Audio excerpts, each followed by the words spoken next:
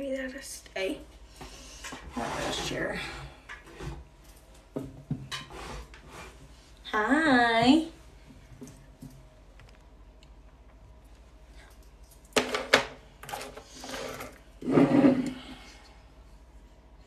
Hi. How is everybody?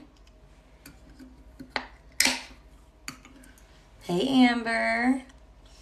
Hey, Charity. Who else did I see?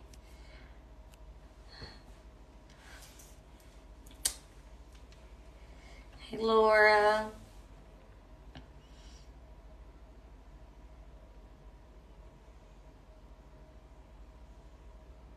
You love the later TikToks? Why do you why are they your favorite?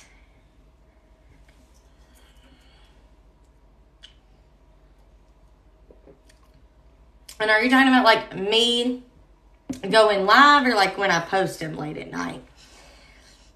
I'm good. How are you guys? Yes, I am. You would be proud though. We have been buying the zero sugar and like 0 calorie Mountain Dew. So I've been drinking that more. Amber, I've already had 2 cups of coffee this evening. Hey, Julie. Aww. I love our late night ones. I just can't. Ooh, my chair. Ooh, we can't have that. I just can't fit in more than like this one because of like all of the other stuff I do at night for our membership. So I just can't fit more night TikToks in. Hey, Kathy from Kentucky. This is a really great Bible for easy to understand and great for note taking. This is the Chronological Order Expressions Bible. I do know that this is actually out of stock everywhere. I'm seeing if I can get my hands on some, but even if I do, it'll just be limited.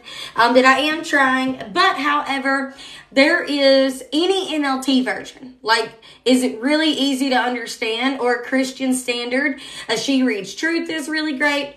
All of my Bible recommendations are going to be in my Amazon storefront. And I usually only recommend Bibles that are easy to understand. I think like study Bibles are slept on. I shared this in our Purpose, I Hope Facebook group today. Every Tuesday I give like tips to study in the Word. Study Bibles are like slept on. Like, I love commentary because I deep dive and I study. But a study Bible, you guys, they're great. You have your reading. And yes, you can't journal a lot, but just do a notebook. Journal in a notebook. Here's your reading. And then these are breakdowns at the bottom. I own 3 study Bibles. So they're slept on. I think there's some of those in my Amazon storefront too. They'll really help you understand. Yeah, a children's Bible. Yep. Hi. Oh, you are so sweet. I will never stop sharing. Target has paperback, they say. Lindsay, miss you, girlfriend. So glad you're back. Grab those parts that fell off the chair. Listen, mind your business. I think I've actually lost those parts. So let's just... I think we're still doing fine. We'll see. I might end up in the floor. But y'all get a good laugh.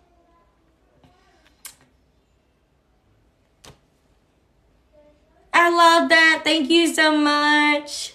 I love that you love what you got. Walmart has the paperback too, they say. Hey, Renee.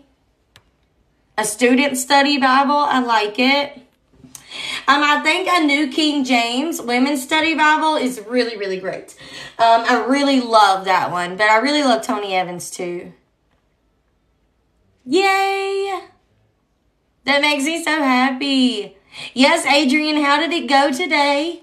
You got to let us all know. Y'all, while we are getting ready and waiting on everybody, we are going to be reading our Bible in a year reading. So we're going to be at Genesis. I'm going to start at Genesis 28, verse 10. That's where I'm going to start tonight. I love the Jesus Bible. You want me to show it to you?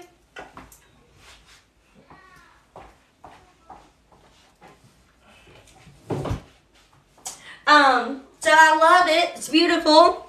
Y'all want to buy me another Bible? I've been on Amazon looking at Bibles. Yeah. And I'm fully committed to this Bible, like, for the whole year. Fully committed, okay? Because I'm going to fill it up. Like, yeah, I like it. Fully committed, but really want another Bible. But this is the Jesus Bible. It's super pretty. I love it so much. There is lots of room. So on this page, there's lots of room, of course, because it's the Psalms. But this is like a little like devotion inside of it. It's really great.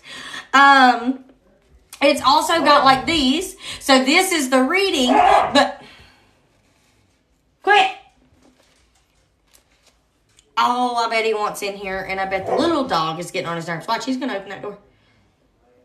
If he does, I'll die. He wants in here. Sorry. Hold on. So sorry. Let me separate the two children. Let me separate. Quit now. Come on, Oscar. Stop.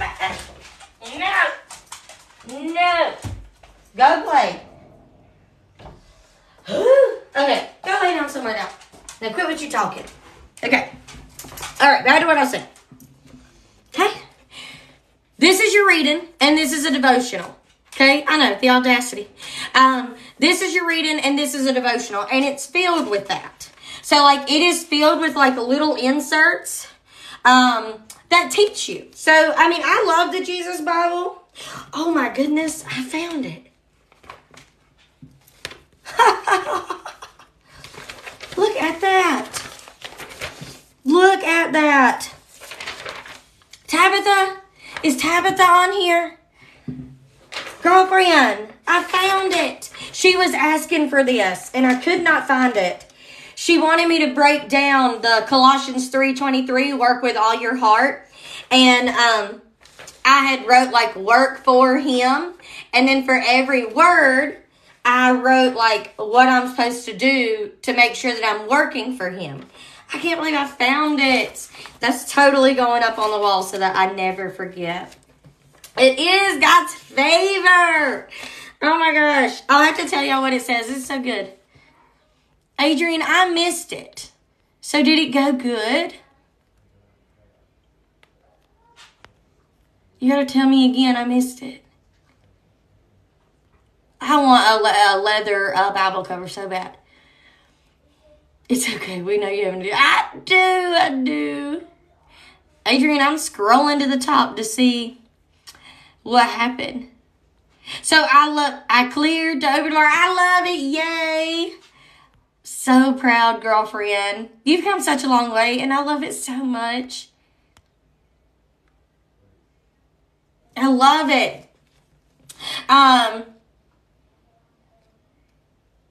We're getting ready to start reading in Genesis. We're going to start in Genesis 28:10. But I love my Jesus Bible. I do think it's a great Bible. And I think it'll help you a lot. So, I mean, that's my opinion on it. Hi. What do you mean? What method? I use a bunch of different tactics to study. I use commentary, study Bibles, my own discernment when the Lord gives me a good word. I read from all kinds of different translations. I take notes based on what I've read. I make bubble maps. I fill journals up. Like, I don't feel like I have a certain study. It is just how, like, it's maybe however I'm feeling. Like, I do lots of different things.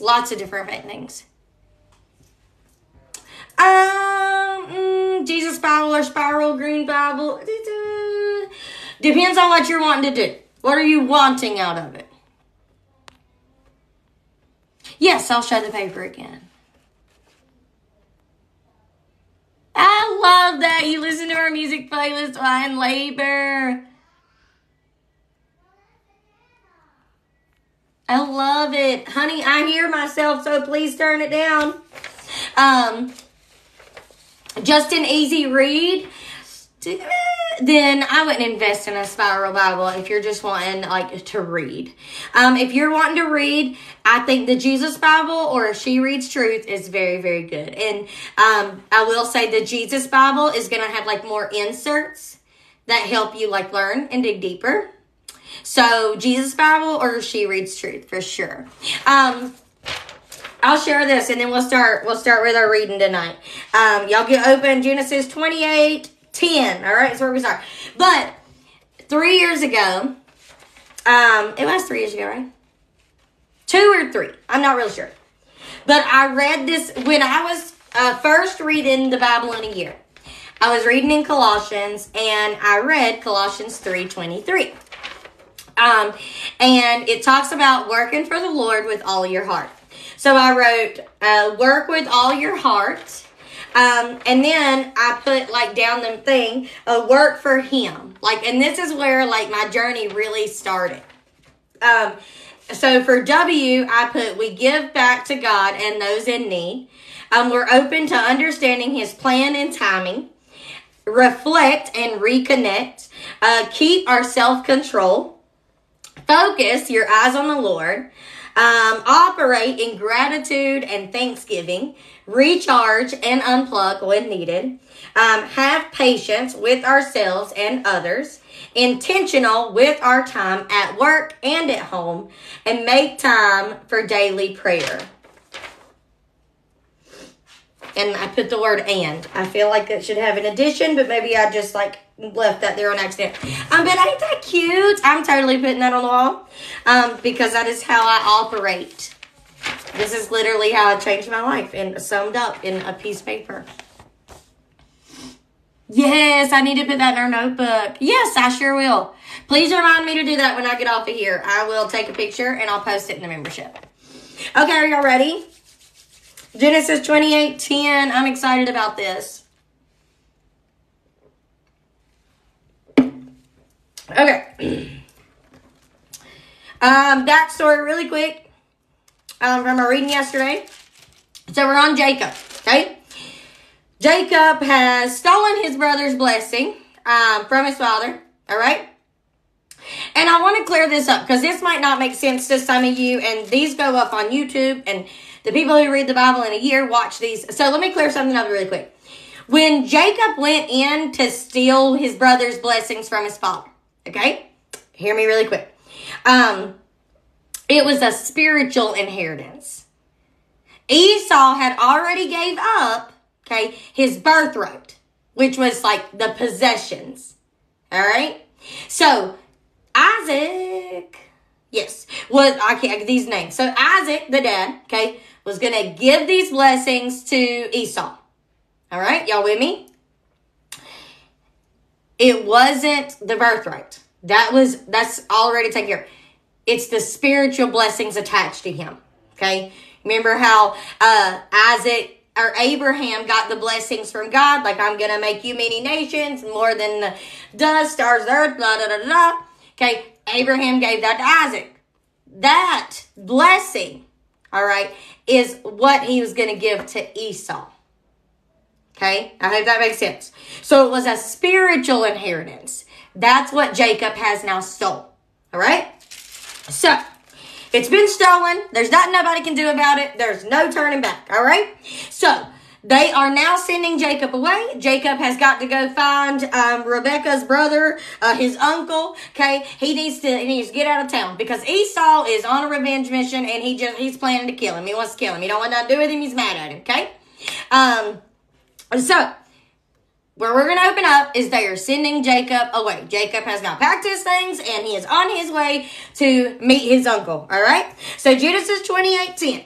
Meanwhile, Jacob left Beersheba and traveled toward Haran, that's how I'm going to say it. At sundown, he arrived at a good place to set up camp. Stopped there for the night. Jacob found a stone to rest his head against and lay down to sleep. As he slept, he dreamed of a stairway that reached from the earth to heaven, and he saw the angels of God going up and down the stairway. So I already made a note for this because I've already read some of this.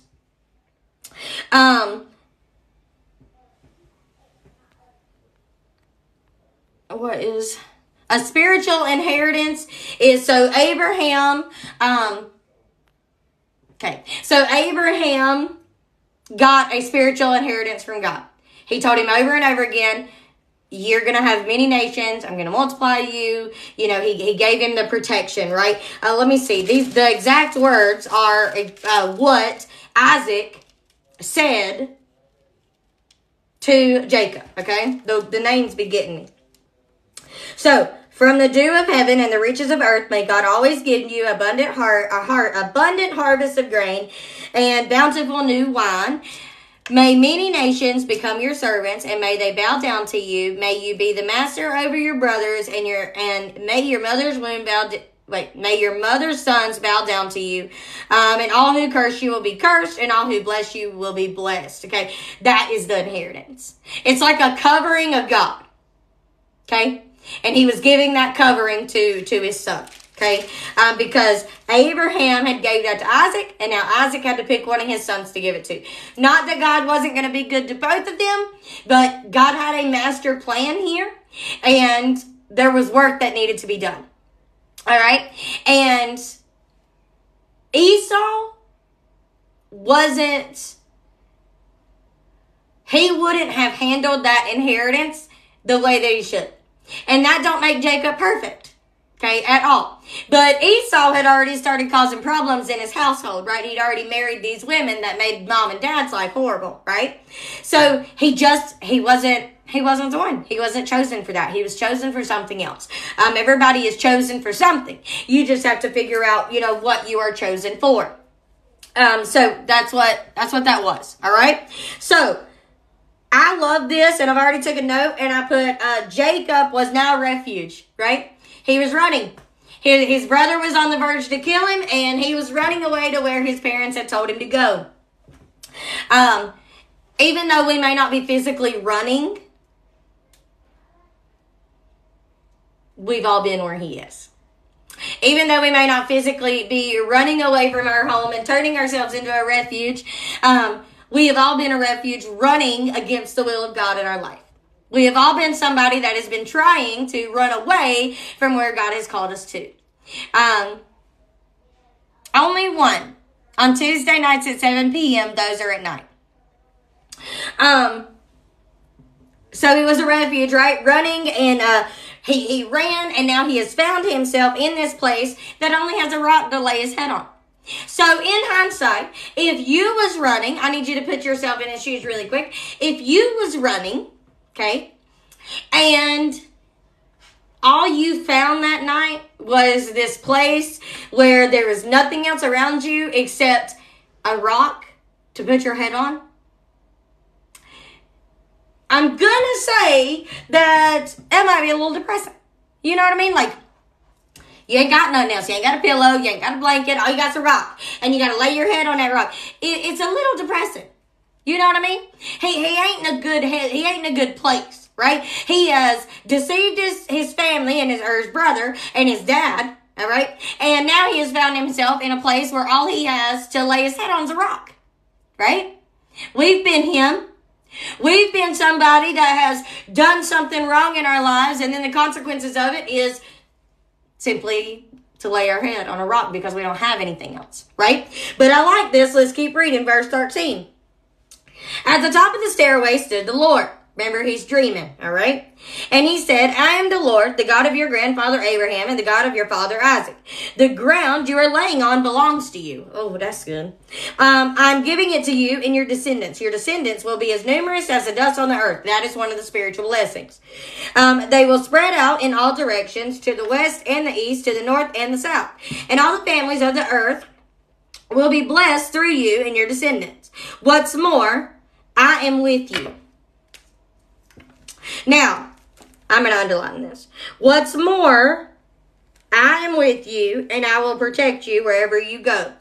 One day, I will bring you back to this land. I will not leave you until I have finished giving you everything I have promised you. So listen, the Lord added to the promise. Okay? He added to the promise. He used to tell Abraham and Isaac, hey, you're going to be numerous in this, right? But now the Lord said, what's more, I'm with you, right? And I will protect you wherever you go, right? He knows that Jacob is having some doubts. He's a little scared. He's out here in the middle of nowhere, all right, laying his head on a rock. He don't got nowhere else to go. He's traveling somewhere that he's never been to meet an uncle he's never met. He is leaving everything behind, kind of like what Abraham had to do, right? And go somewhere else. And that's going to eventually bless him. But see, at the time when we're called away from something, we don't realize that there might be blessing attached to it in the end. Instead, we are super scared of leaving the things that we know. Right? And it's funny that I say that because me and my friend were talking today, and she said it was super scared to walk away from what I was walking away from. She said because I was walking away from everything. My job, my place to do photos, my this, my that. I was walking away from everything, and I had nothing to fall back on. But because she did that, she now has an office of her own, and everything. Her life is she's so much better and happier and all of these things, right? Simply because she listened. But see, sometimes when God calls us to leave behind everything we know, it's scary, right? And the Lord knew that Jacob was nervous, right? I'm traveling somewhere I've never been. I don't know what I'm doing. I don't know how this is going to go, right? But I just know I have to because I've deceived somebody, right? I've deceived my brother and my father. So I got to go, right? And the Lord gave him comfort. It's verse 15. It's verse 15. What's more, I am with you, and I will protect you wherever you go. I will not leave you until I have finished giving you everything I have promised. The Lord gave him reassurance. I'm not leaving you. I know you may be in a scared place right now. I know that you may not understand what's going on. I know that you may have doubts about things in your life. I know that things might be getting to you right now, and I know it may seem dark, but I'm not leaving you. I'm going to be with you wherever you go, right? So God has come down in a dream and is telling Jacob, I got you. I got you, and I'm not going to let you go, right? I love that. Even better, it gets better. Then Jacob awoke from his sleep and said, surely the Lord is in this place, and wasn't even aware of it. But he was also afraid and said, what an awesome place this is. It is none other than the house of God, the very getaway to heaven. The next morning, Jacob got up early. He took the stone he had rested his head against, and he set it upright in a memorial pillar, and he poured olive oil over it. He named that place Bethel, which means house of God, although it was previously named Luz, I think that's how it's said. Then Jacob made this vow, if God will indeed be with me and protect me on this journey, and if he will provide for me with food and clothing, and if I return safely to my father's house or home, then the Lord will certainly be my God. And this memorial pillar I have set up will become a place for worshiping God. And I will present to God a tenth of everything he gives me. Right? I love this because this is a good message. Jacob went from only seeing a mess. Okay? That's my note. Jacob went from seeing a mess to God opening his eyes to spiritual reality. Right? God showed up and changed the way that Jacob saw his situation. In the beginning, it was kind of hopeless. He was traveling. He set up camp to stop for the night, and all he could find was a stone to rest his head. That sounds pretty depressing. He was unsure. I'm going somewhere I've never went. I'm experiencing something I've never experienced. I've put myself in maybe a little bit of a bad situation, but the Lord appears to him. And now, instead of seeing this place as a place where all I get's a rock and to lay my head on, he has now seen it as the place God met me. That's some good stuff, right? A place that was meant to scare him, the Lord came down and changed his viewpoint on it. And that makes me wonder, okay, or makes me recall all the times that God showed up and changed the way that God saw the situation. I have no idea what brand shirt this is, to be honest with you. I didn't even buy it for myself.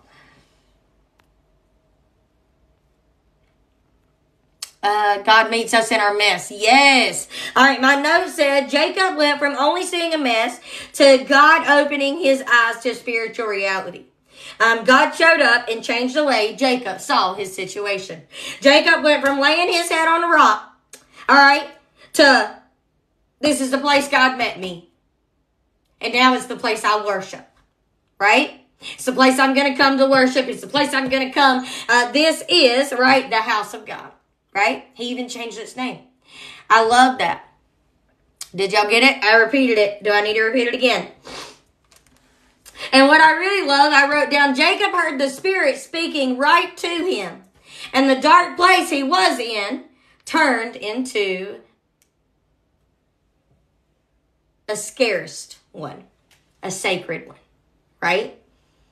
He was in a scared place. But when God showed up in that place that he was in, it became something totally different. It became a place of worship in the Lord. It became the house of God, right? Because you see, that's what happens when God steps on scene. See, that's why some of you need to be inviting God into your situations. All right? Because when God shows up, your viewpoint's going to be differently. When God shows up, he's going to turn your dark place into a sacred one. When God shows up, he's going to change the way you view that situation. So some of us just need to be inviting God in, right? The note again, Jacob went from only seeing a mess to God opening his eyes to spiritual reality, right? God showed up and changed the way Jacob saw his situation. That right there, all right, is a good enough note. Like, God showed up and changed the way Jacob saw his situation. That right there's enough. Like, that sums that up. Jacob went from sleeping on a rock to worshiping the Lord. Because the Lord showed up, right? That's some good stuff. This is good stuff. We got to keep reading. Are you ready? Oh my goodness. This is some good stuff. I want to try to actually read it all. Because wait till we get to Leah and Rachel. Ooh, I love that story. I love that story. But just wait, we got to get there. All right? All right, hold on. All right. Genesis 29, verse number 1. All right? Then Jacob hurried on, arriving at the land in the east. He saw a well in the distance, 3 flocks of sheep and goats lay on an open field beside of it, waiting to be watered. But a heavy stone covered the mouth of the well. It was a custom there to wait for all the flocks to arrive before removing the stone and watering the animals. Afterward, the stone would be placed back over the mouth of the well. Jacob went over to the shepherds and asked, "Where are you from, my friends?" "We are from Haran, yeah." They answered, "Do you know a man by the name of Laban? Laban? I think that's how I say his name. Laban? I don't know. Something along those lines. The grandson of so-and-so, right? Rebecca's his uncle. All right, he asked, "Yes, we do," they said. "Is he doing well?" Jacob asked. "Yes, very well," they said. Or they answered, "Look, here comes his daughter Rachel with the flock now." Jacob said, "Look, it is still broad daylight, too early to round up animals. Why don't you water the sheep and goats so they can come back out to pasture?" "We can't water the animals until all the flocks have arrived," they replied. Then the shepherds moved the stone from the mouth of the well, and we water all the sheep and goats. So they're saying they do it all at one time. My study Bible said that was, them being lazy, but we'll read that in a second. Jacob was still talking with them when Rachel arrived with her father's flock. For she was a shepherd. I'm just sorry. Women can be shepherds too. I'll just tell you. And because Rachel was his cousin, yes, Rachel was his cousin, the daughter of Laban, his mother's brother, and because the sheep and goats belonged to his... Wait, hold on, lost my place. Uncle Laban, Jacob went over to the well and moved the stone from its mouth and watered his uncle's flock. Then Jacob kissed Rachel and he wept loudly. He explained to Rachel that he was her cousin on her father's side and the son of her Aunt Rebecca. So Rachel quickly ran and told her father. As soon as her father heard that his nephew Jacob had arrived, he ran out to meet him. He embraced and kissed him and brought him home. When Jacob had told him his story, Laban explained, you really are my own flesh and blood. Now, I want to show you something really quick. So it says, when Jacob had told him his story, the uncle said, you really are my own flesh and blood. Now, I want to challenge some of you that have been reading the Bible in a year with me. Why do you think he said that? Because I think I have an answer. Why do you think that after Jacob told him the story of how he stole his brother's birthright, or spiritual blessing, he stole his brother's birthright, and then his spiritual blessings, and then was sent away? Why do you think that story, okay, is why his uncle says, you really are my own flesh and blood? Do any of you know? This is good stuff. Yes, because they were both tricksters. I love it. Yes, and he's about to prove it. I love it. This is one of my favorite books. This is one of my favorite books. I'm telling you what. Or my favorite stories. I'll tell you what. But yes, because they were both deceivers. They acted exactly the same. And through this story that we are getting ready to read, right, about everything that's going to happen, you are going to see that, you're going to see them like battle, almost. You'll see the uncle deceiving and Jacob deceiving, and the uncle deceives and Jacob deceives. And and it just goes back and forth and back and forth. All they do is deceive each other. All they do is trick each other. It really is a weird relationship, but that's how they choose to, do it. So, but they were both that way, right? I love that. I will read y'all really quick. Let me see here. I'll read y'all what my little commentary said about this part, because I haven't been able to take some notes in it, but I have read it. And I read the commentary too, and I thought something was really good. So 1 to 14, give me 1 second. Let me find it. Let's see. This is why study Bibles are slept on. I'm just saying. 29. Let me find it.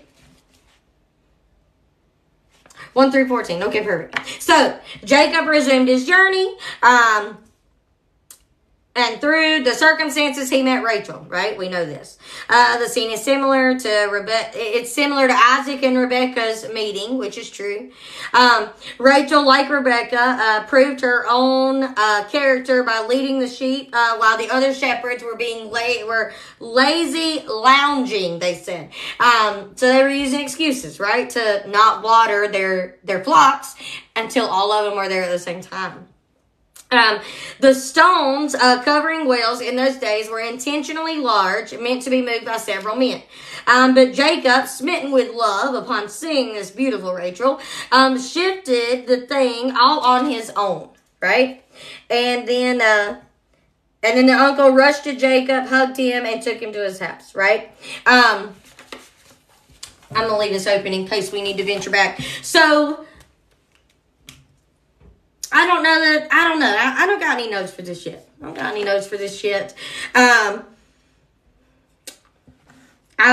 do think I'm going to underline that verse 14 right there. And I am just going to make that note. I'm going to put, they were both deceivers.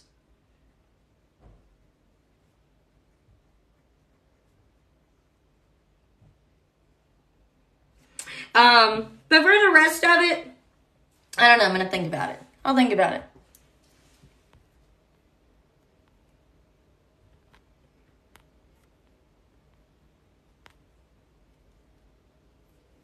Okay, I think y'all got each other.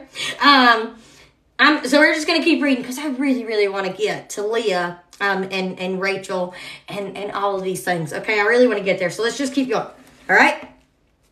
After Jacob had stayed with his uncle for about a month, his uncle said to him, "You shouldn't work for me without pay, just because we are relatives. Tell me how much your wages should be." Now, his uncle had two daughters. The older daughter was named Leah, and the younger one was Rachel. There was no spark in Leah's eyes, but Rachel had a beautiful figure and a lovely face. Since Jacob was in love with Rachel, he told her father, "I will work for you for 7 years if you give me Rachel, your younger daughter, as my wife." "Agreed," the uncle said. "I'd rather give her to you than anyone else. Stay and work with me." So Jacob worked 7 years to pay for Rachel, but his love for her was so strong that it only seemed like a few days. I am gonna put for like this little section. I'm going to put love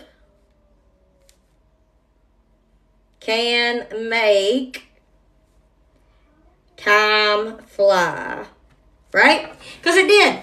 I also want you to notice this is one of those chapters that I like to talk about that leaves out a lot of details. Right?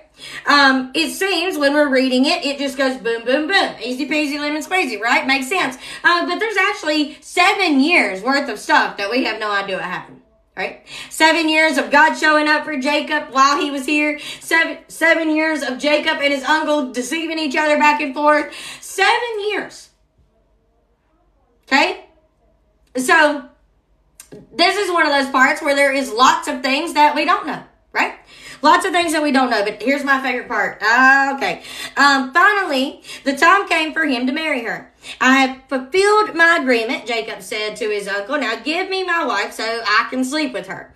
I want to tell y'all something too. Now give me a second. So the uncle invited everyone in the neighborhood and prepared a wedding and feast. And that night when it was dark, the uncle gave Leah to Jacob, and he slept with her. He had given Leah a servant, I don't know how to say her name, to be the maid, right? And when Jacob woke up in the morning, it was Leah. "What have you done to me?" Jacob raged at his uncle. "I worked 7 years for Rachel. Why have you tricked me?" So first things first, there's a couple of things here between verses 21 and 25. The deceiver has now been deceived. Yes, he did. It is a very prime example of reaping what you sow.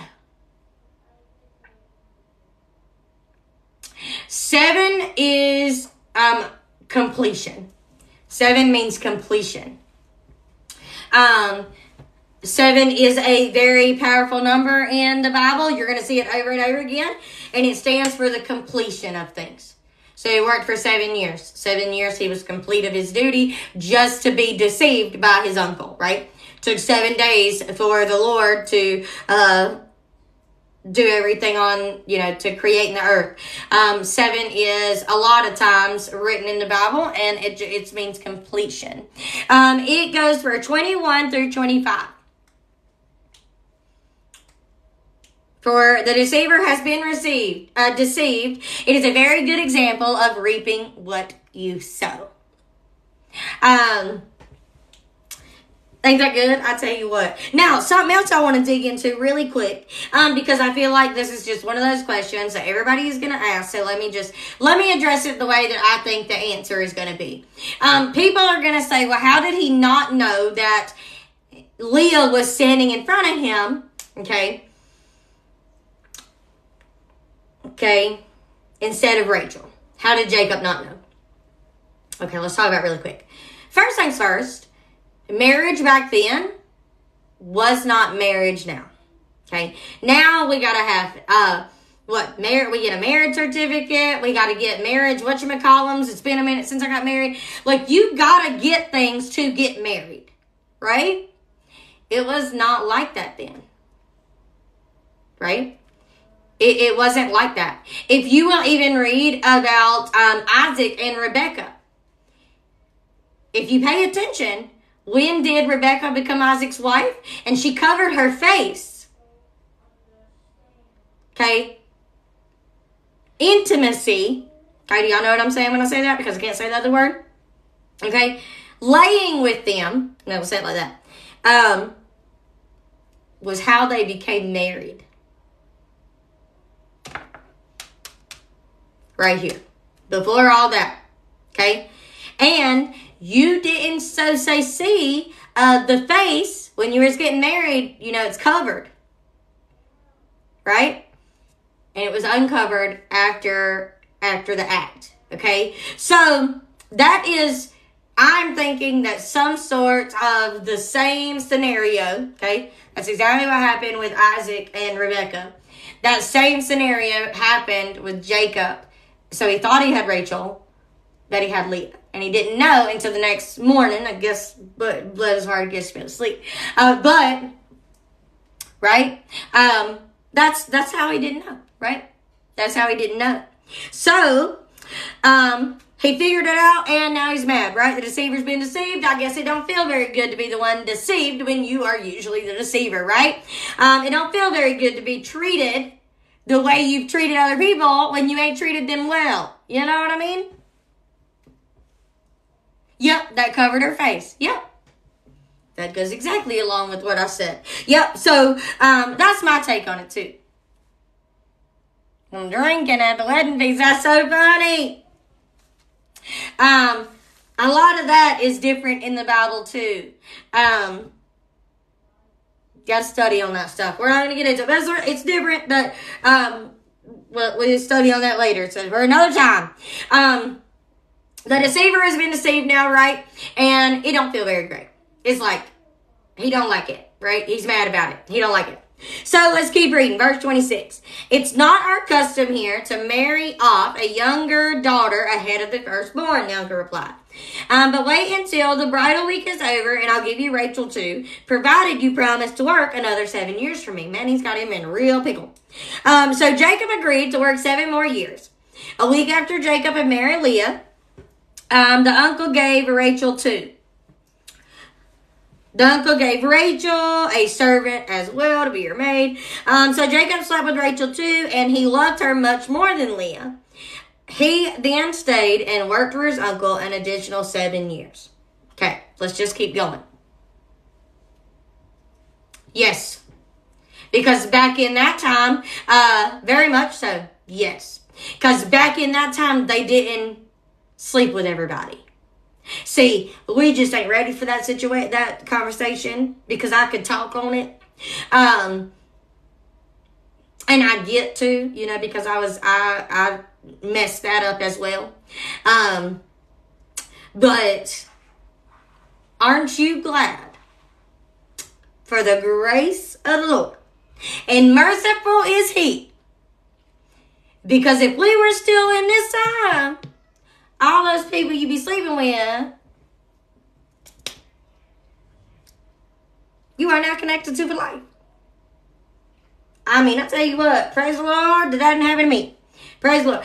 But I tell you what, this was one of my biggest realizations. I'll be honest with y'all. Let's talk about it. Yes, they are cousins.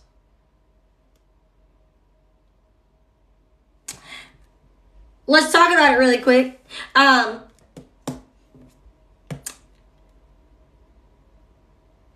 That is one concept that honestly I was never really taught, so to say. I wasn't taught that a lot, and I wish I was. We need to be teaching our daughters and our sons about that concept. And we need to be teaching them about what an unequally yoked marriage will look like. We have to teach them those things. Because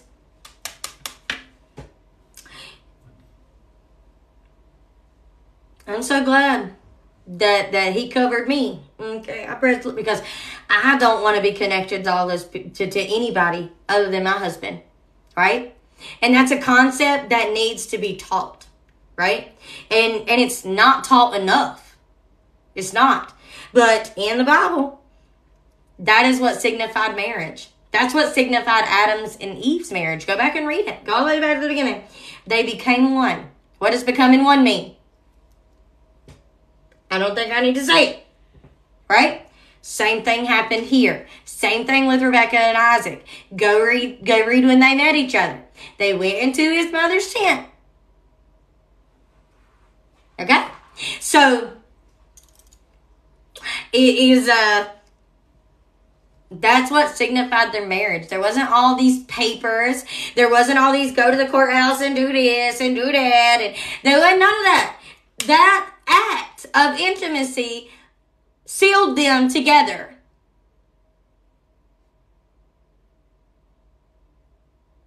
That is something that needs to be taken so seriously, right? But that's the exact same thing that happened here. And you'll probably see it happen some more. So I just want to talk about that real quick but yes, they are cousins. You see that a lot in Old Testament, all right? You do. And we can totally talk about it, but bless it needs to be another day because that'll be a long conversation, my friends.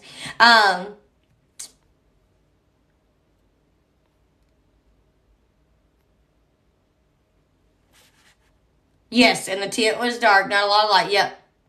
I like that because I did that part. That's true.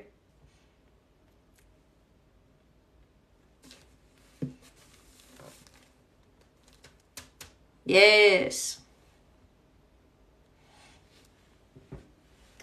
Yes. So that's why you're supposed to wait until your marriage, because that's what makes you married. Yes. And that's why we should wait until marriage. Yes. Yep. I needed this conversation with my younger self. I tell you what. But nobody gave me that conversation. Right? And that's nobody's fault. That's nobody's fault. I was raised by my father for the most part of those younger years, and I'm sure that conversation was, uncomfortable for him. But you know what? Sometimes we need to have these uncomfortable conversations with our youth, because it's going to save them a lot of heartache. Because if you don't have these conversations, then you're women that grow up to think that being alone is a bad thing, when in fact, being alone is what helps you grow closer to the Lord. And I learned that way later in life. But if I would have had this conversation, and if I would have put God first and learned who I was in Him before I ever met anybody, oh man, I tell you what, I'd have saved myself a lot of heartbreak. But you see, I wasn't taught. We got to teach those things. Yes. Yep. Sleeping with the servants is what made him married to them. He also got married to them when he slept with the servants. We're about to read that. Yep. Parents back then didn't have their kids. Yes.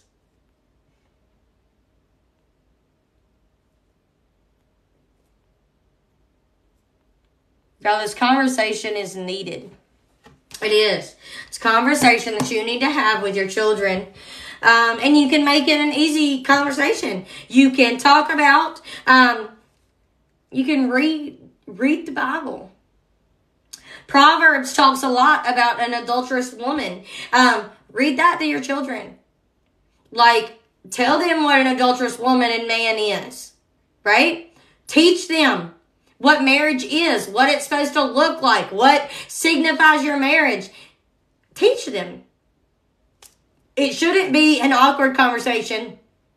It should be one that your children need, so that they don't find themselves one day in an unequally yoked marriage.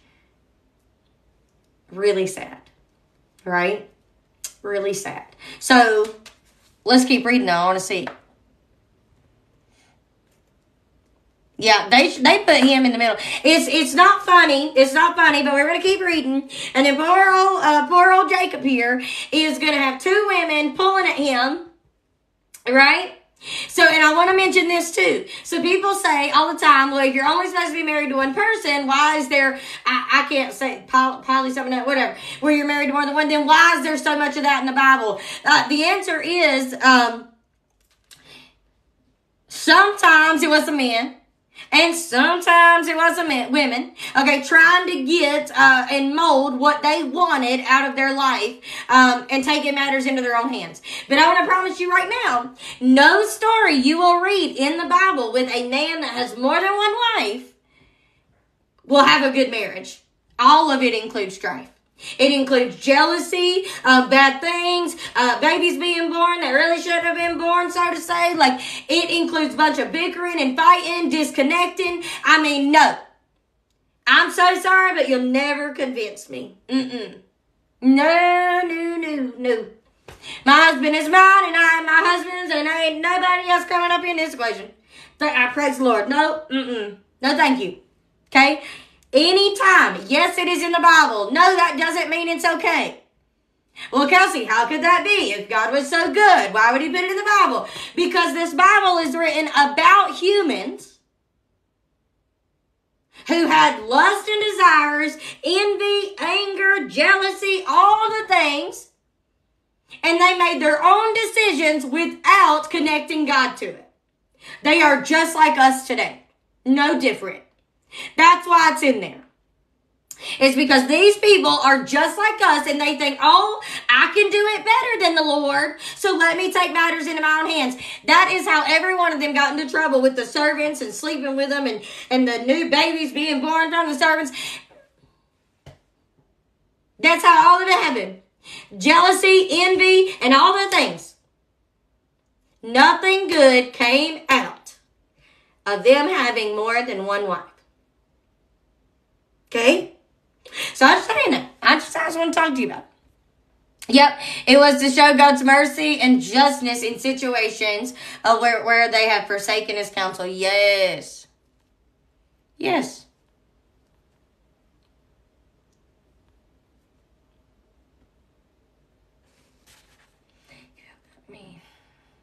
Yes.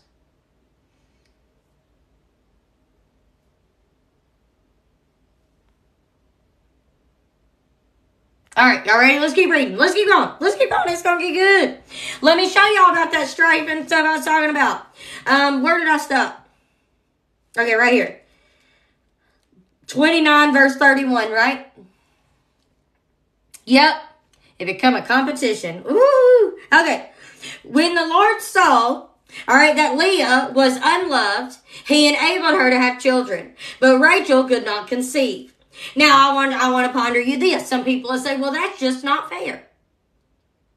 That's rude. The dad is who made all this happen, and of course he loves her more. He loved Rachel before he loved Leah. The dad put her in this situation, right? So why is it fair that the Lord closed her womb and let Rachel have all these kids? Listen. It's simple. You ready? It's simple.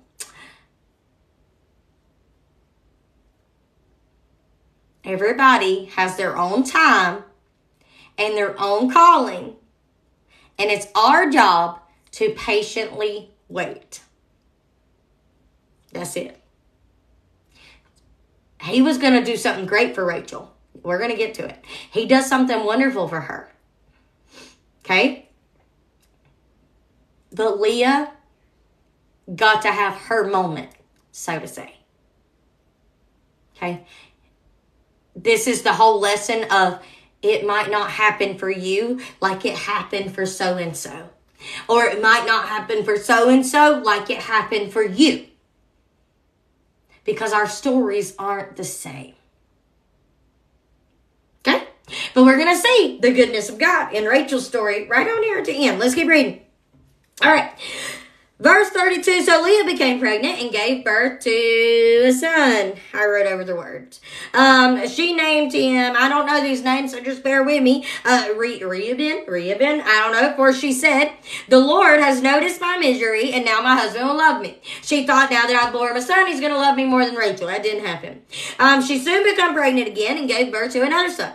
She named him Simon, for she said, the Lord heard that I was unloved and has given me another son.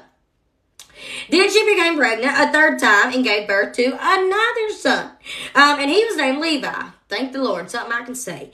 For she said, surely this time my husband will feel affection for me, since I have given him 3 sons. Okay? Once again, Leah became pregnant and gave birth to another son. She named him Judah, for she said, now I will praise the Lord. And she stopped having children. Now, this right here,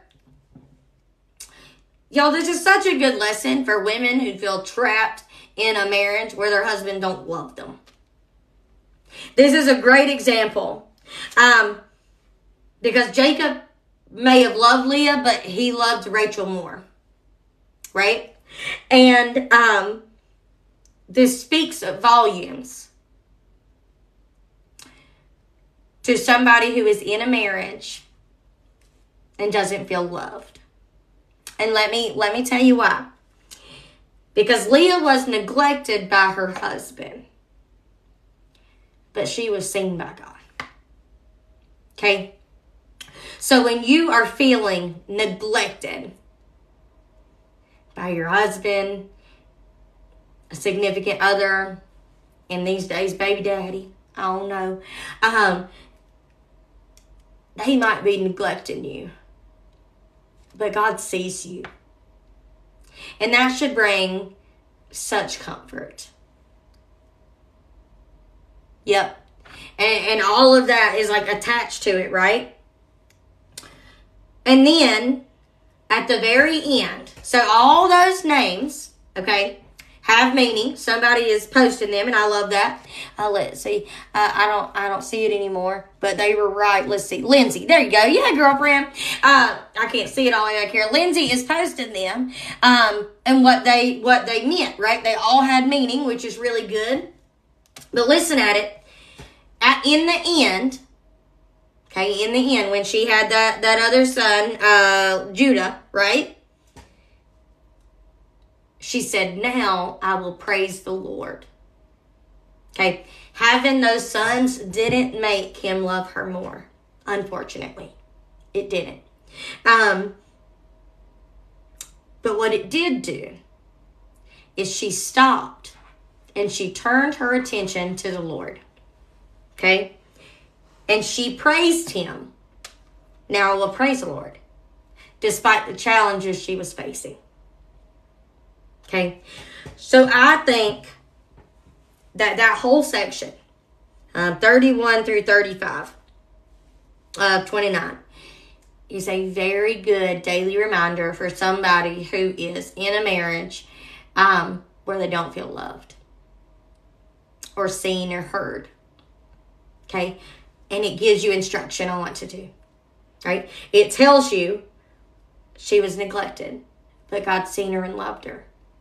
But then it goes on to give you action to do. Praise the Lord anyway. Despite the circumstances, despite what you're going through, despite whatever it is, praise the Lord anyway. Because he'll come through, right? She stopped chasing Jacob and started chasing the Lord. I love that. That's some good stuff. I like that. See, that is noteworthy right there. That is noteworthy. I love that. That's good. All right, let's keep reading. When Rachel saw that she wasn't having any children for Jacob, she became jealous of her sister. Look, there's that word, jealousy. Kelsey, why did they allow the man to marry a bunch of women? Lord didn't allow it. Humans did it all on their own, and it's still not good. Let me tell you why. There's that word, jealousy. Now they're going to be in a constant battle with each other of who's better and who's this and who's that. And it's a mess, all right? She pleaded with Jacob, give me children or I'll die. Then Jacob became furious with Rachel. Am I God, he asked. He's the one who's kept you from having children. So not only has she become jealous of Leah, all right? And now they got strife. But she's now blaming her husband for her not being able to have any kids. So now it's causing division between her and him as well. Right? Ooh, tell you what. Then Rachel told him, take my maid. Now, where have we seen that before? I'll tell you, generational curses. Where have we seen that before? What you do will affect your future generations. Somebody tell me. Where'd we see this before? You should know. Yes. No. Oh yeah, Holly's answering where we're reading from. Where do we see it from? Where do we see this happen? Sarah and Abraham. I'll tell you what. Here it goes again. All right. Sleep with my maid, and she will bear children for me. And through her, I can have a family too. Well, that ain't going to work, but she thought it would. This is humans trying to take matters into their own hands and not including God in them. Right? They are taking matters into their own hands and not. What should she have been doing? She shouldn't have been fighting with her husband. She shouldn't have been plotting on how she was going to be better. She should have been praying to the Lord the whole time. She should have been turning to the Lord this whole time. But instead, she was envying her sister, causing debate between her and her husband, and now has created a plot that she thinks just going to solve everything. Okay. Okay, but it's not going to work. You know what I'm saying? All right, so Rachel gave her servant to Jacob as a wife. Why did she become his wife? We decided because they slept together. So, she couldn't do one act without the other. She couldn't tell Jacob, lay with her, without her also becoming his wife. Because that was the act of becoming married in the Bible. Okay? So she became pregnant, the maid, and presented him with a son. And Rachel named him Dan, for she said, God has vindicted me, he has heard my request and given me a son. Then that maid became pregnant again and gave Jacob a second son. And Rachel named him so-and-so, for she said, I have struggled hard with my sister and I'm winning. They be using children to win. The jealousy, though. The jealousy, the strife, the battling back and forth. Like, I don't know about y'all, but I'm at a point in my life where if it's causing me a battle, I'm gonna head out. I got enough battles on my own. I don't need you battling me. You know what I mean? No, thank you. Another word for this would be drama, right? No thanks. Nope. I'm good. Not for me. I will see myself right out of this situation that you've got yourself in. Like, I'm not. Yes. Oh, that's okay. We're getting ready to see how one of them dealt. Let's keep reading. We're getting ready to see how one of these children dealt. And they learned from them. Let me just tell you. They learned from them. Let's see, where was that? So, Rachel now thinks she's winning. Baby mama drama, yes. Now, meanwhile, can we just think about Jacob really quick? Okay, wait. Let's not think about it yet. Wait, because these women are still battling. Let's not talk about Jacob yet. Hold on, let's read.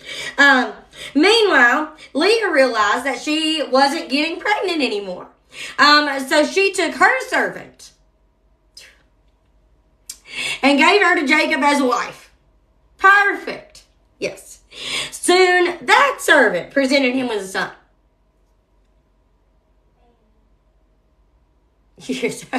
No.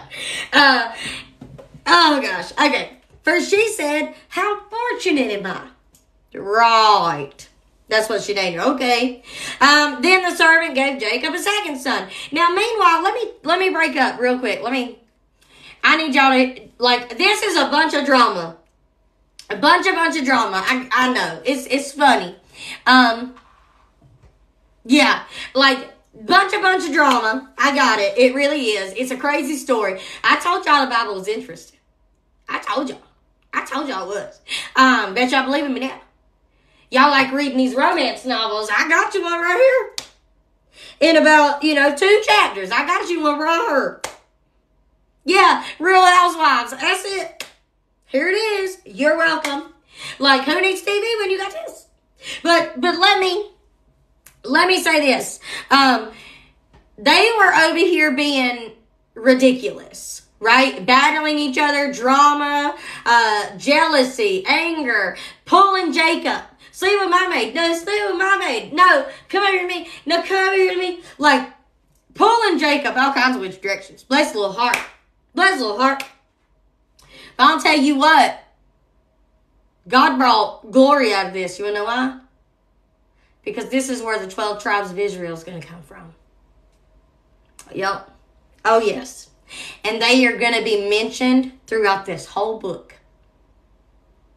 Throughout this whole book. So they were here creating messes. Pulling Jacob left and right and this way and that way, and he's being deceived, and, I guess he really is reaping what he sowed, Crazy life, all this drama, all this envy, all these things, okay? They were creating a mess. But God was creating nations.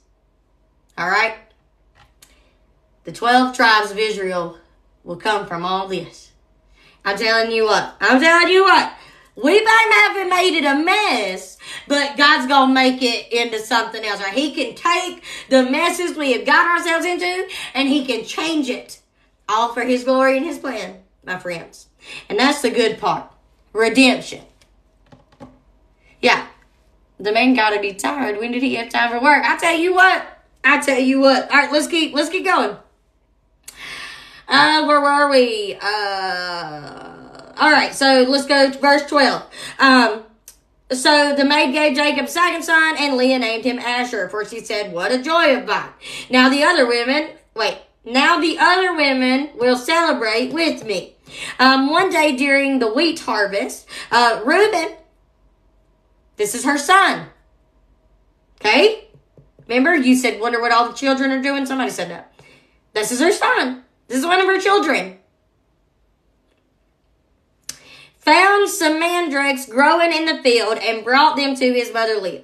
Rachel begged Leah, "Please give me some of your son's mandrakes." Listen, I could be saying that right, but the reason that she wanted that, okay, is because it was something that grew that they believed would help women conceive.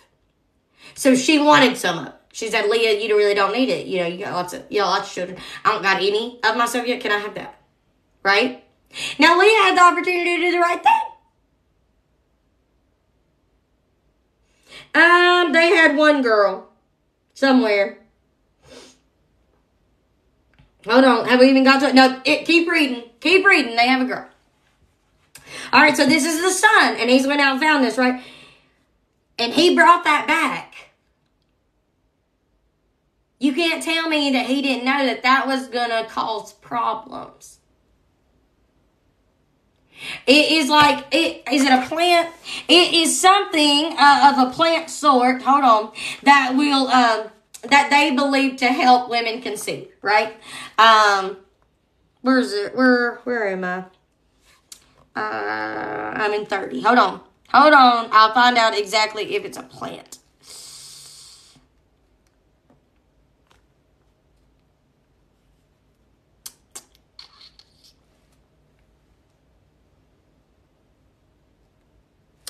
Hold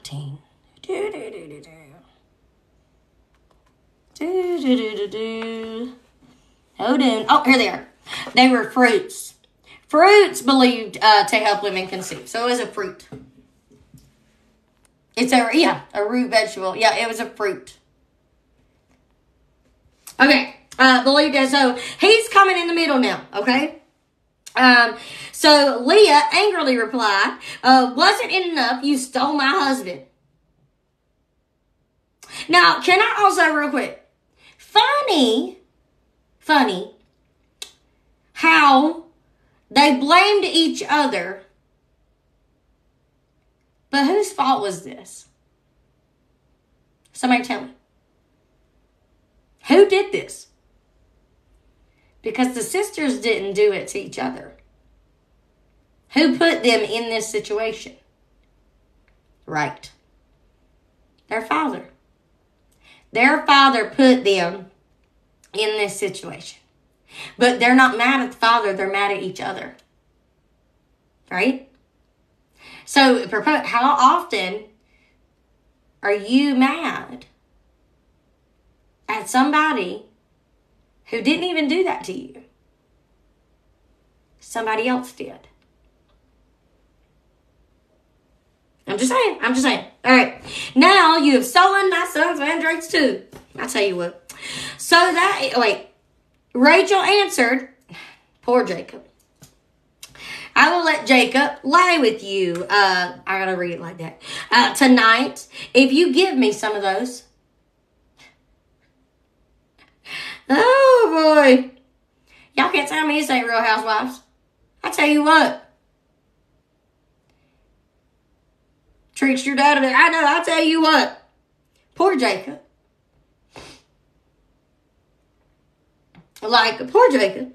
I just can't. Bless his heart.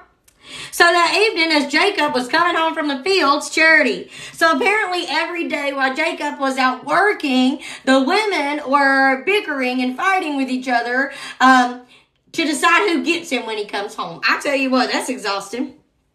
Leah went to meet him, ran right out to him. You must come and sleep with me tonight, she said. I have paid for you. I have paid for you with some mandrakes that my son found. That's just so wrong. That's just so wrong. Bless it. These people. What's the matter with them? I can't tell you what. They done buying their husbands. That's it. I already got. This is like sister wives. And y'all said the Bible wasn't interesting. You're welcome. You're welcome. Then Leah, let's see. Hold on. I went too far. So that night he slept with Leah, and God answered Leah's prayers. So even in the midst, I'm underlining that. Even in the midst of all of this, God still heard them, seen them, loved them, and answered their prayers.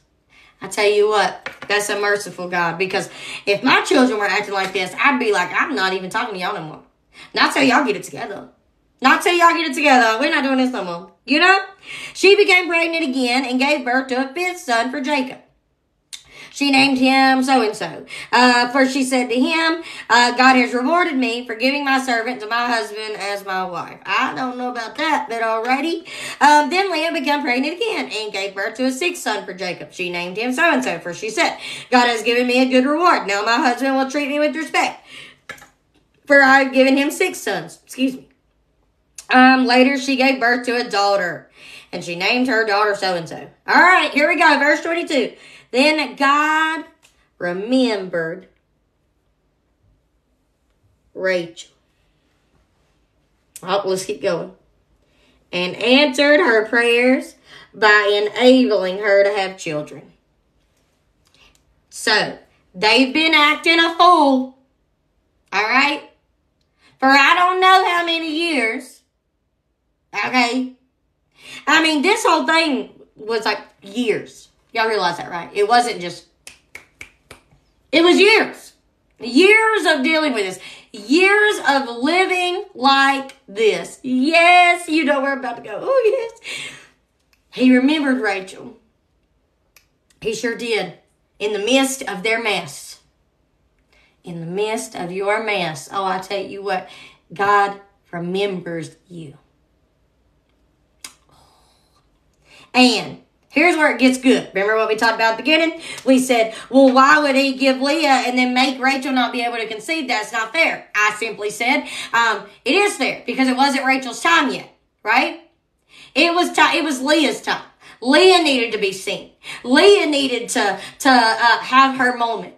Leah needed this, right? So he seen Leah and it was Leah's time.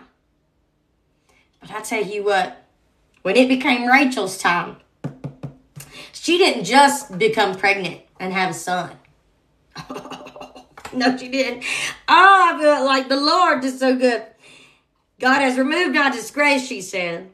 She named him Joseph. Oh, boy. Yes. For she said, may the Lord add yet another son to my family. She had Joseph. No, Jesus comes through, Jesus comes through the line of Ruth and Boaz, which probably could be traced back to this, but I know Ruth and Boaz aren't. I'd have to look.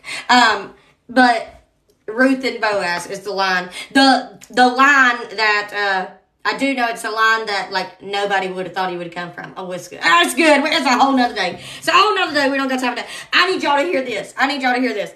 She named him Joseph.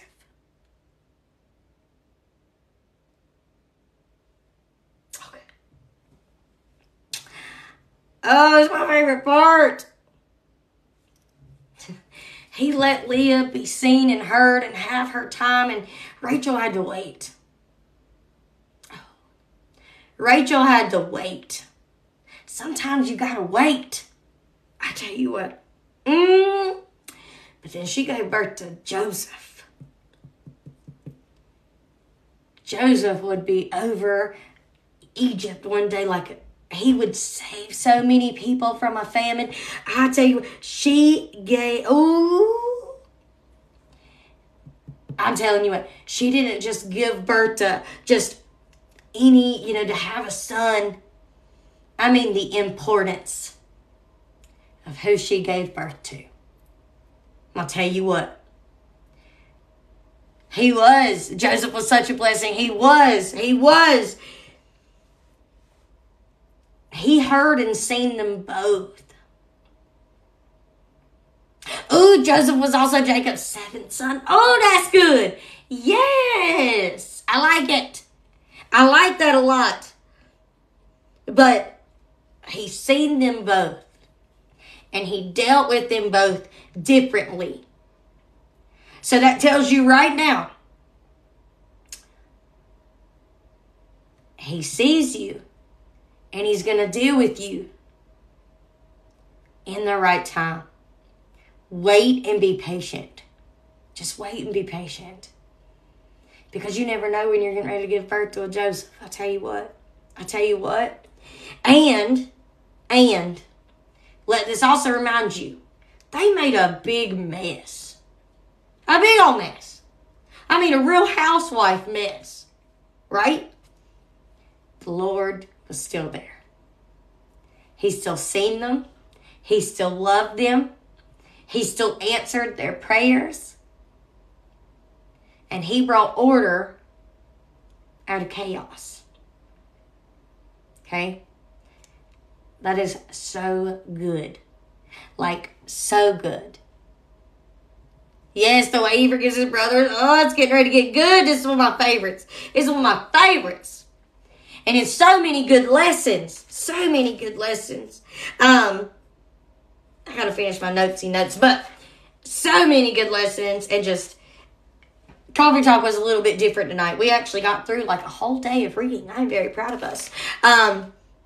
It's probably too fast for some of y'all. But man, the message is good and the message is clear.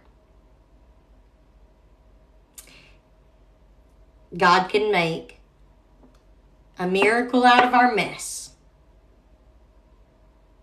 And we all have our own time.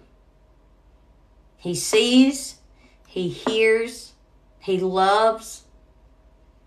And even when we're not being great, he's still good. I tell you what. We read Genesis 28 and 29 and some of 30. Tell you what, that's some good stuff. Joseph is like such a great story. Oh, gosh. I need to use Joseph. I'm making some cards. Joseph be a good one. Yep, totally going to do that. We got a little bit before we get to the story of Joseph. But we gotta talk about when Jacob wrestles with the Lord and then his name gets changed. I tell you what. Nope, can't do that. Not tonight. I could be here all night. We could do this all night. I told you it's an emotional roller coaster, wasn't it? And they be saying the Bible ain't fun. Well, you just must never read it with me. Because I got you, boo-boo. I will make this fun. We will talk about it. Good, bad, and ugly. God can take our scraps and make a meal for us. I love that. He blessed us with a baby after 13 years of trying. I love that too. He is so good. This is Expressions Bible.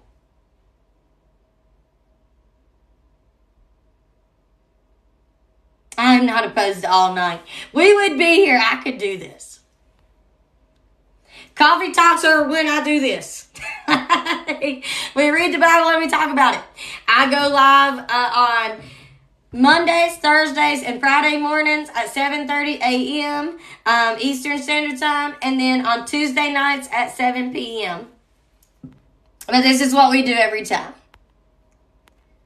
I hope y'all learned something. That's always the goal. The BOH Marathon Coffee Talk. Listen, I ain't even had dinner. Y'all be silly. Kelsey ain't had dinner. And then after I eat dinner, I'm totally gonna have to, I'm totally gonna have to go back in here and add the rest of my notes and stuff that I want to add. I can't. Yay, I'm so glad you loved it. I hope you learned something, though. That's the main goal from all this. It's not about the notes all the time. It's not about, reading it all. It is about learning one new thing. Learning one new thing and applying that to your life and learning something new about the Lord and how he treats you and how he loves you unconditionally. And have fun while you're doing it. Read it like it's Housewives. I tell you what. Because it do be sometimes. It do be sometimes. I'll tell you what.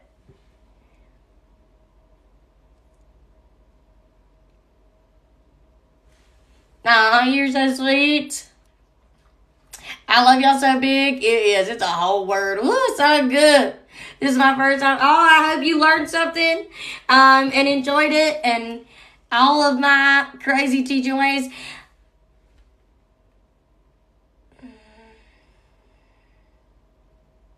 I'm assuming that, I think that says, you make me love the Bible. I hope so. Because I'm telling you what, the more you learn about the Lord and the people in it, the more you realize that you're just not too far off from them.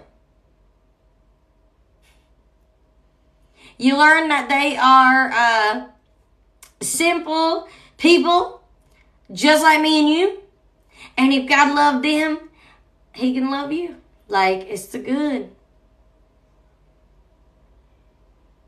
No, unfortunately. Leanne, the next coffee talk will be on not tomorrow's reading, because I'm not doing that. Or because I don't do coffee talks on Wednesdays. But it will be on January 12th reading, which is Genesis 32. And it's where Jacob and his brother make peace. Oh, and it's the wrestling match. Oh, that's going to be good. This is where we're going to be on Thursday morning. It is going to be we get to see the wrestling match. Oh, it's going to be good. Y'all better come ready. Buckle up. It's going to be good. Monday, Thursday, and Friday is 7:30 a.m. Eastern Standard Time. On here on TikTok. And then Tuesday nights at 7 tonight. Bring tissues. I know, because y'all know I'm going to bring a word. I'm going to bring a word for that. I haven't done a lot of packing lives lately because I'm on here doing a lot of teaching.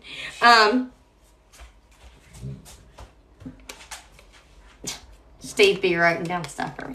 Why did you send this to me, though? Did somebody say something about it?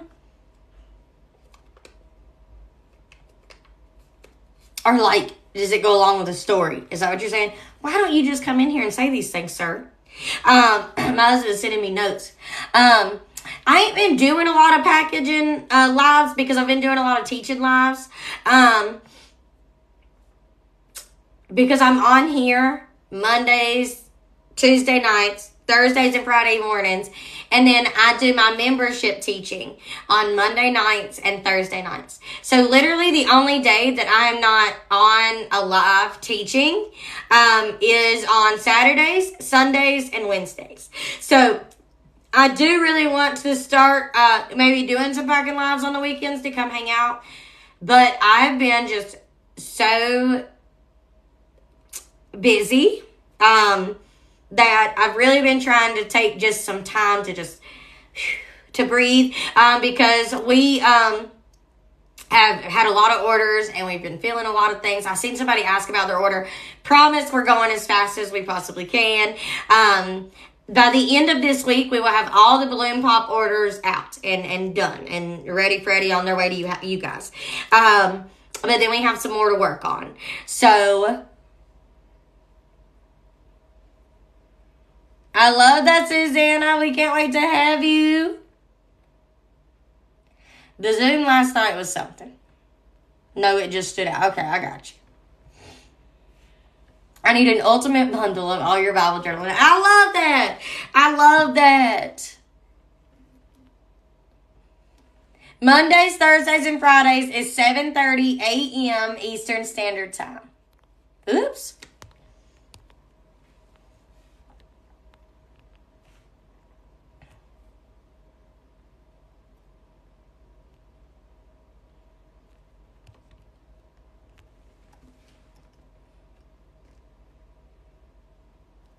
Yeah, and I try to make Wednesdays for like me and Steve.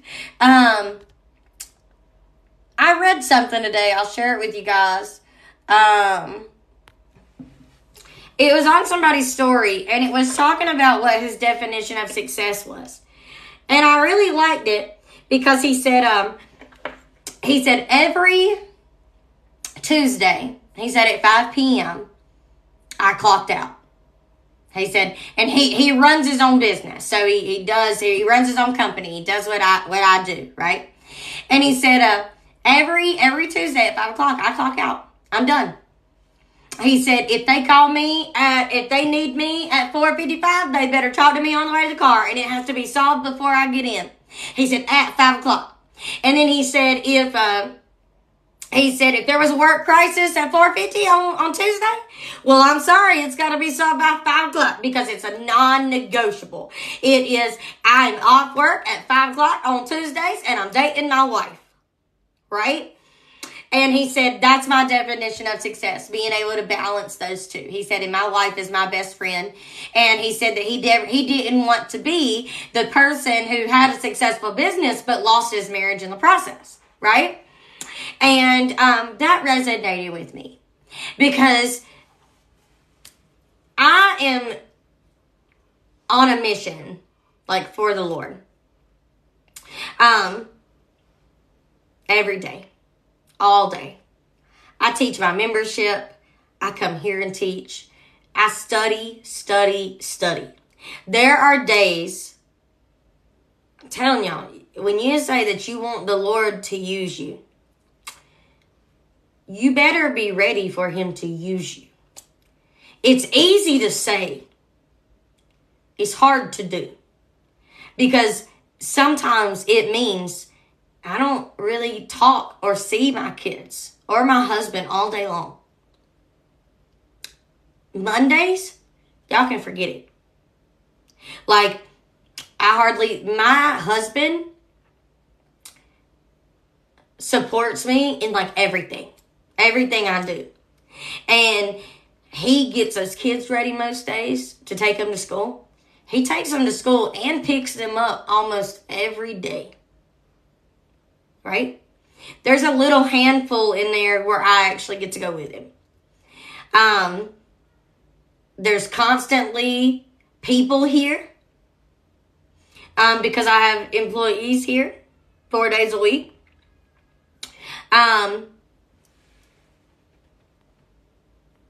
But when people ask me about a Bible and I pull it out, I own all these Bibles. I read them, all of them. I cross-reference.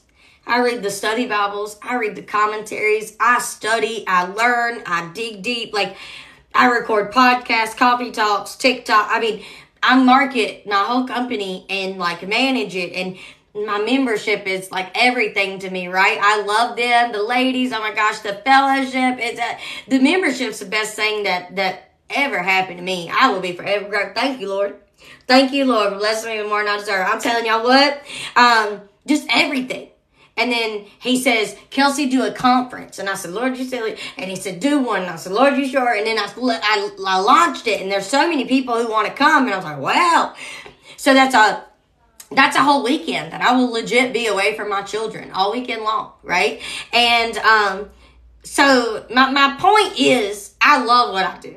The messages that I get that tell me how these people have come close to the Lord, changed their lives, got saved, baptized, now they love reading the Word. I'm going to tell you what, that is the most rewarding. That's why I do what I do. Because it's bringing people to the Lord. I'm here to do the Lord's work. And let him work in me however he sees fit.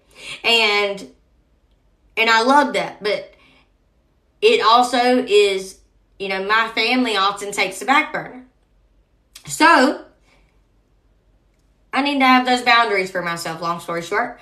On Wednesdays, no matter what it is, I need to ignore it until after my morning with my husband.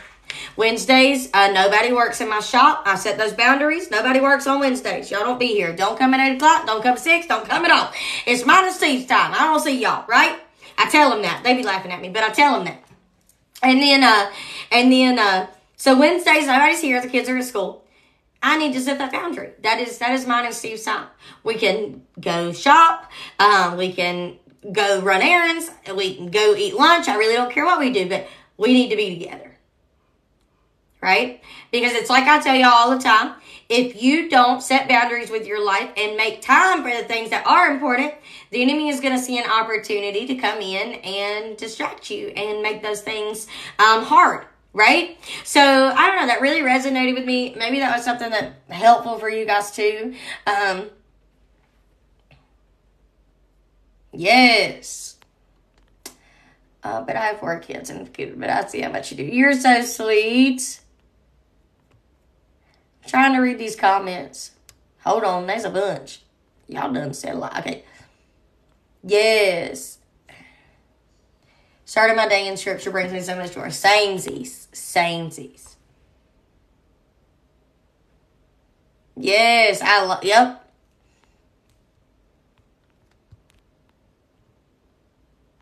Me and Steve have a podcast. Yeah, you can actually listen to it on YouTube. We've only recorded one episode so far. And it was like an introduction about me and Steve and getting to know us. Yep, we have a podcast tomorrow. I have no idea what it's going to be about. Hope something good comes to us. No, tickets will go on sale on January 19th to my membership people. And then after that, probably in February is when I will sell the remainder of them to whoever else, right? But they will first come, first serve to my membership first, and then to everybody else. My membership always gets first dibs. I upload all the podcasts to YouTube too, so I think going there is the best.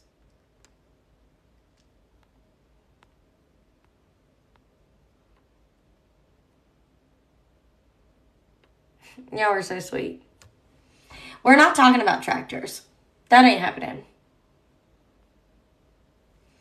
Tickets for conference. Yes, VIP tickets are going to be $300. Regular tickets are going to be $125.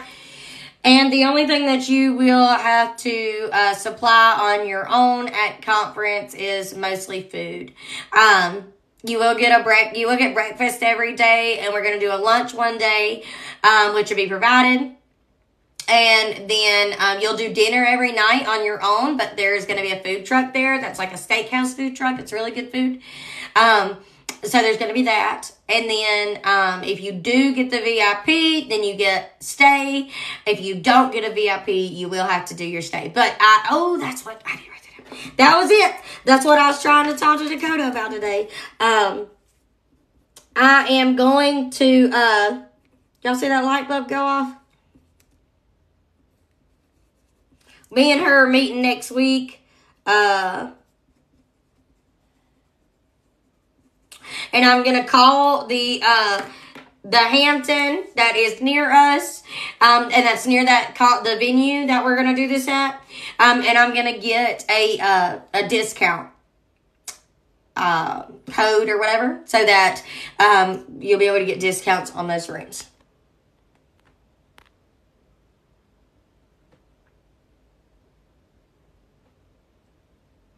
The conference is going to be at, it's going to be in Mount Airy, North Carolina at White Sulphur Springs wedding venue.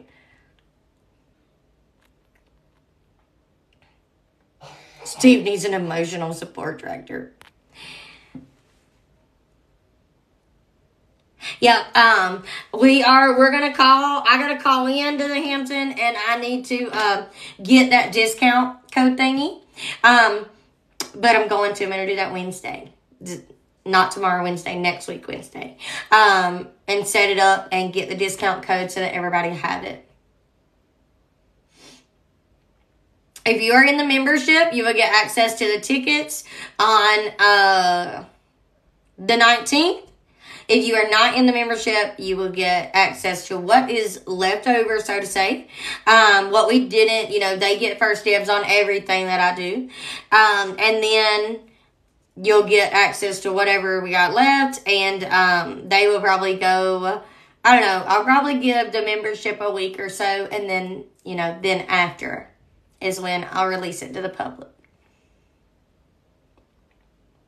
Husbands are allowed to come. My husband will be there. Whoever is there, though, has to have a ticket because there is limited seating. But I feel like I'm not good at teaching to men because of the way that I teach. But Steve loves it. So, I don't know. I think it'd be fine. Some of the activities that we are doing, it would definitely benefit them. I don't know if they would like it, but it would benefit them. I don't see nothing wrong with it, but completely up to you. I think they could learn. It's just if they like my teaching style.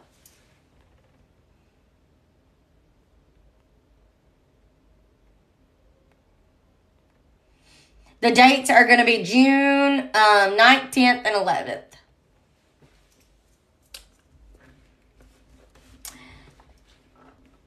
All right, you guys. Well, I bet Steve ain't made nothing to eat. Kelsey's going to be eating noodles tonight.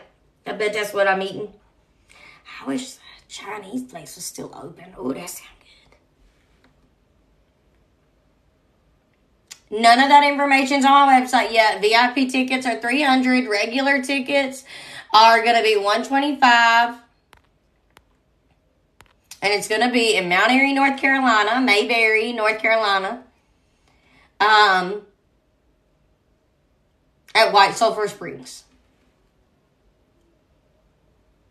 Oh, that would be awesome. I am going on a trip to Noah's Ark. Where else? And the Creation Science Center at the end of February. And that's going to be so much fun. But we are going to try to plan a meet and greet while we are there. I do think we are going to offer some sort of payment plan, but it's going to kind of be like with Shop Pay. I might try to get Afterpay that breaks it up into 4 payments.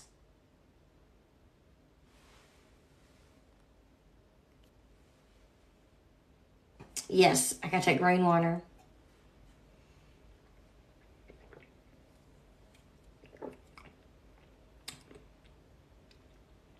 But, so when we do go to see the Creation Science Center and all that, we do want to do a little meet and greet for those who can make it to that.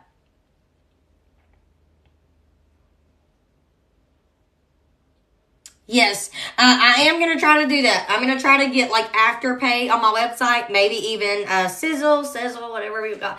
I love that app, I'll tell you what. Something along those lines. And I'm going to figure it out for you guys.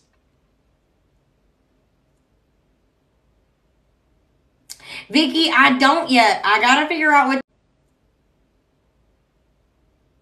Vicky, I don't yet. I got to figure out what that little town is called, and then we got to pick a place when I have no idea where I'm even going. But we will. I don't exactly know. All I know is I'm on the Ohio-Kentucky border. That's all I got. I'm not good with direction. That's where I'm staying. But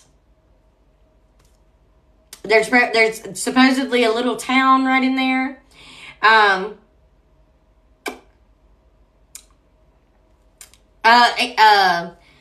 Adrian, I can get you the airport info. But we are not going to be providing the transportation. to and from the airport. Just message me and we'll talk about it.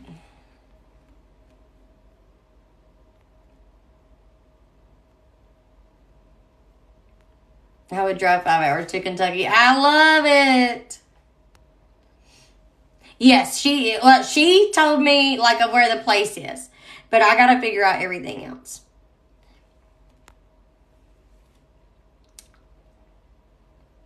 But it'll be good. It's gonna be fun. It's gonna be refreshing. It's gonna be great.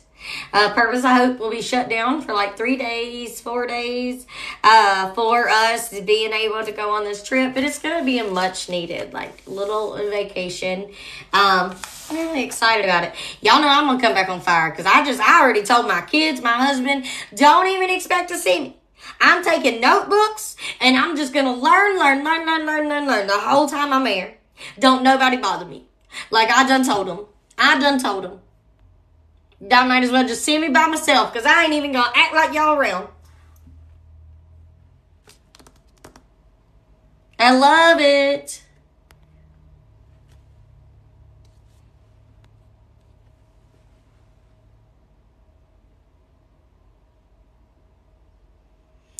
We're going to go to the Creation Science Center in Noah's Ark in Kentucky.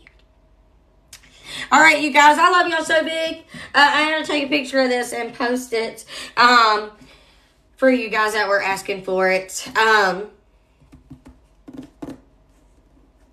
yeah, I think I covered it all. And I'll see you guys on Thursday morning, 7:30 a.m. And it's going to be good. And I'm really excited. Yes, I'm excited to go. All right, I love y'all. I hope y'all have a fabulous night. You're so sweet. I hope y'all have a fabulous night, and I will talk to you guys later. Bye, guys.